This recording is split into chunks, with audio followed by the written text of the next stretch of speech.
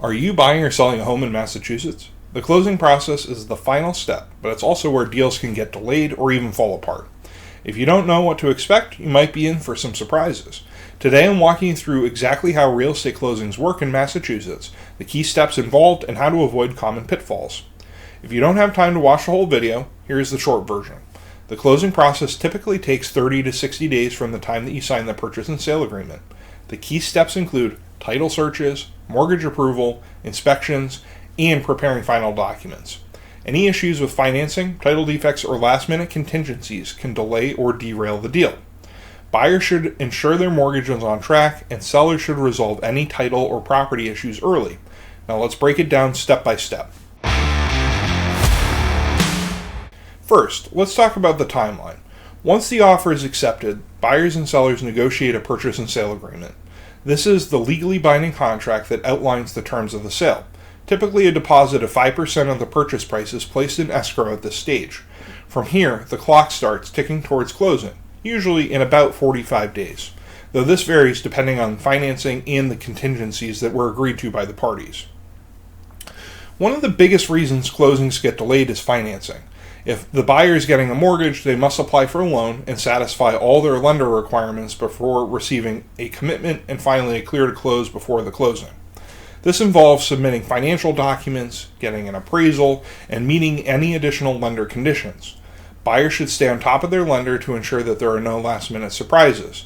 And buyers should also be very responsive if their lender asks them for any additional information or documents. Title searches are another critical part of the process. The buyer's attorney or the title company will conduct a title search to confirm that the seller has clear ownership of the property. This is where problems like old liens, unpaid taxes, boundary disputes, or probate issues can come up. If title defects are found, they must be resolved before the sale can go through. Sellers should work with their attorney ahead of time to clear any potential title issues before listing their home. A few days before closing, the buyer will schedule a final walkthrough. This is their last chance to confirm that everything is in the agreed upon condition that was agreed to in the purchase and sale agreement. No unexpected damage, all appliances and fixtures included in the sale are still there, in their condition that they should be, and any negotiated repairs have been made. At the actual closing, the buyer, seller, their attorneys, and sometimes the loan officer will meet to sign the final documents. The buyer signs the mortgage and the loan documents while the seller signs the deed transferring ownership. Funds are dispersed and the buyer receives the keys to their new home. It's important to note that after COVID, it's pretty normal for a closing attorney to meet with the buyer, for the seller to overnight their documents to the closing, and for the loan officer to join by phone or sometimes even Zoom. Massachusetts closings typically take place at the attorney's office. Sometimes they'll take place at the registry of deeds, although that's also pretty rare after COVID. So what can go wrong? The most common issues are that there are mortgage delays, title problems, or last-minute condition issues at the property.